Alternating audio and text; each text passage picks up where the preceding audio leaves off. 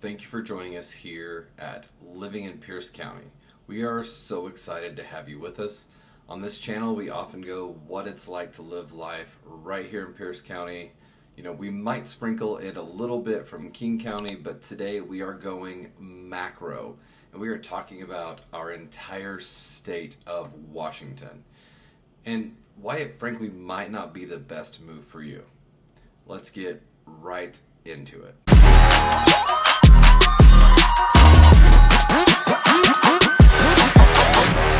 So living in Washington State is a beautiful thing to me personally. I relish in most of what it has to offer, and honestly the downsides are punched square in the face by all the amazing things to do and to experience. I mean, you can really live out any type of life that you want here in Washington. There's everything from fantastic farming on the east side to major cities, both east and west. Right here on the west side, obviously you have Seattle, Tacoma. Or if you want to try out island life, we have that too. Let's see what else. Oh yeah, you want to live in the mountains? Check. Here you can hike, swim, fish, boat, go to incredible sporting events, both professional and collegiate. You can visit national parks, state parks, explore deserts, endless festivals, or whatever fits your heart's delight. And that said though, before you pack your bags and move here, I want to take a look at some of the not so fun sides of Washington. This isn't going to be one of those reverse psychology videos either. This is going to be about the true downsides of living in Washington. What is up, guys? My name is Austin Robertson and I am your favorite Seattle, Tacoma YouTubing real estate broker. Now listen here, numbers 1 through 4 are good to know, but number 5 is going to be the one that really might make the difference, so you do not want to miss it.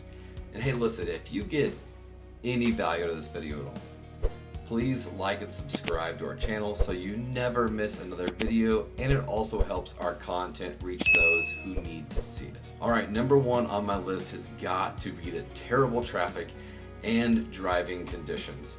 Just so you know, this is probably the one that irks me more than anything else on this list. Driving in Washington, and especially in Western Washington, gives me a gigantic headache. Now for me, for fun, I drive a Dodge Challenger, and I never really get a chance to cut loose and use it. Here's why. Speed limits are incredibly slow in Washington. Most towns, even with open roads, don't have speed limits that surpass 25 miles an hour in the city limits. And only to make matters worse, I can tell you my fellow Washingtonians really do enjoy moving at a snail's pace. If they can find a way to go slower, I promise you they will. There's also absolutely no point in getting in a rush because you're not making it anywhere quick. Speaking of a rush, getting close to Tacoma or Seattle at rush hour is basically an all-day event. It never lets up. I-5 and I-405 both are usually just a strict jam. Even smaller roads like 167 is a disaster. 167 is currently on its second phase of a 3-phase extension plan, but it's not going to be completed until 2028. So add in all of your traffic congestion and then throw in some construction just for fun. Last week I had to drive 40 miles and it took me almost 3 hours to get where I was going. Now that is an extreme case, but it happens nonetheless. The congestion is brutal, gas prices are high, the weather is going to take a toll on your car, and that, my friend, is actually why WalletHub has ranked Washington as the 3rd worst state in the entire country to drive in. Now here's how you can make life easier. You can know the busy times. If you can work around the craziness of the day, you can drastically reduce the amount of time you're going to be spending inside of your car. This area also has one of the best public transportation systems in the country. Right here north in King County. It's complete with light rails, buses, ferries, any of those things. Utilize those if you can. Alright, the second item on my list that has frankly become the Jerry to my Tom has got to be the wild sales tax. You will really luck out living here because there's no individual income tax. And while we feel like our pocketbooks are celebrating like the city of Seattle after the Seahawks Super Bowl in 2014, don't get too excited because we still need to cover public services, and those are handled by hitting up individuals and businesses with our sales tax. We have one of the highest average sales tax of any state, and local sales tax is usually ending up around 9% statewide, with cities like Seattle and Bellevue both being over 10%. Remember number one on our list? Well, when it comes to gas, Washington also has one of the highest gas taxes in the entire country as well.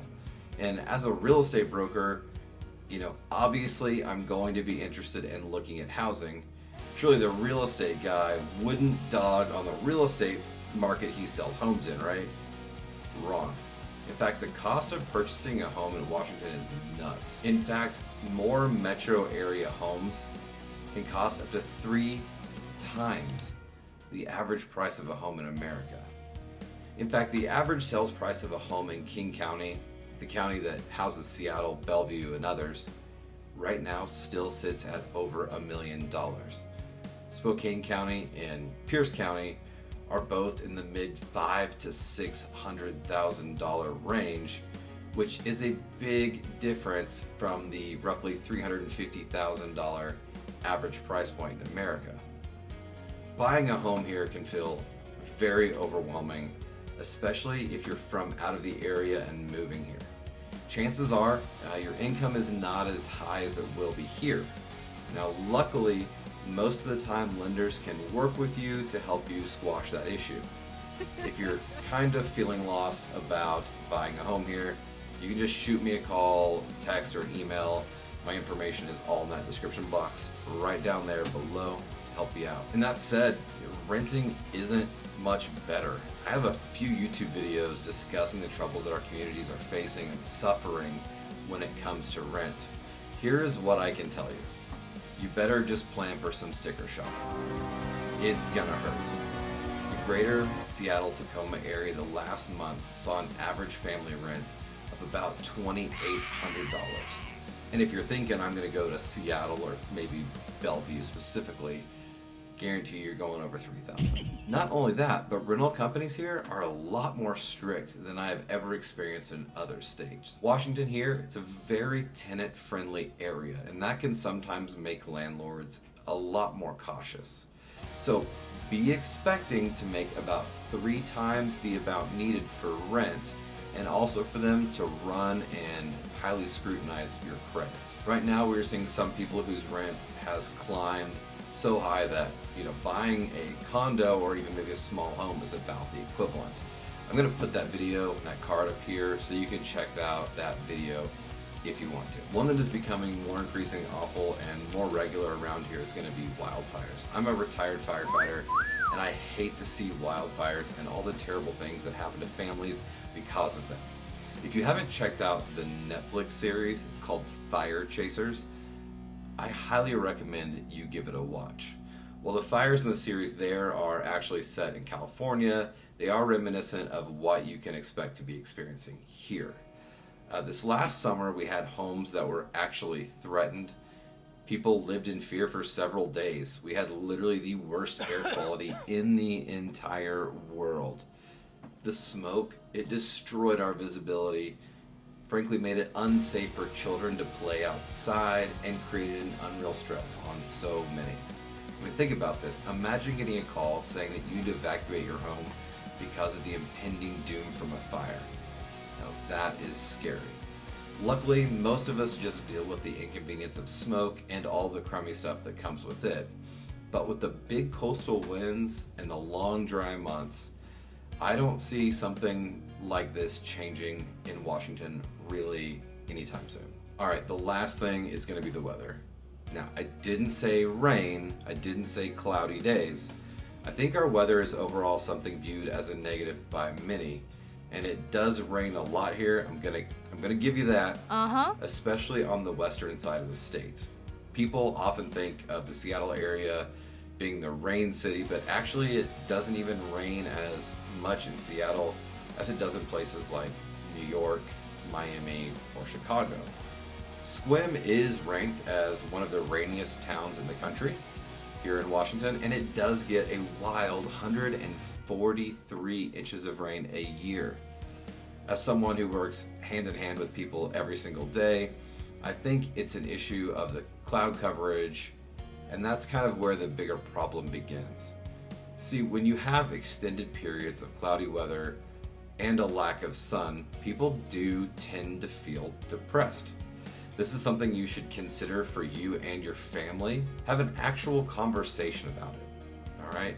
I personally love the cloudy, cooler weather, but it really isn't for everyone. The summers can be another problem. You might be thinking, wait, how? Well, it's getting a lot hotter here. This year broke the record for days over 80 and the most days over 90 degrees. We had over 13 days that surpassed 90 degrees. Here is why that has become an issue. Still in this area, very few people actually have air conditioning. The heat of the day doesn't happen until way later in the afternoon, so after you finish work, you're coming home to a home that could be 80 to 90 degrees inside. Before we had air conditioning in our bedroom, it was so hot that we could hardly sleep. Then it's hot and you're tired, and the cycle just repeats itself until your entire family seems to be driven mad. No matter where you decide to live, you're going to run into situations that are less than favorable. It's not always going to be all sunshines and rainbows. If you want to discuss what it looks like to move to Washington, please feel comfortable to reach out to me. We can make a game plan for what that looks like, and frankly discuss if it would even be a good fit for you and your family. So again, my information is right there in the description box below. I hope you guys have gotten something incredible out of this video. Until the next time that we meet, my name is Austin Robertson. Thank you for checking out the Living in Pierce County YouTube channel.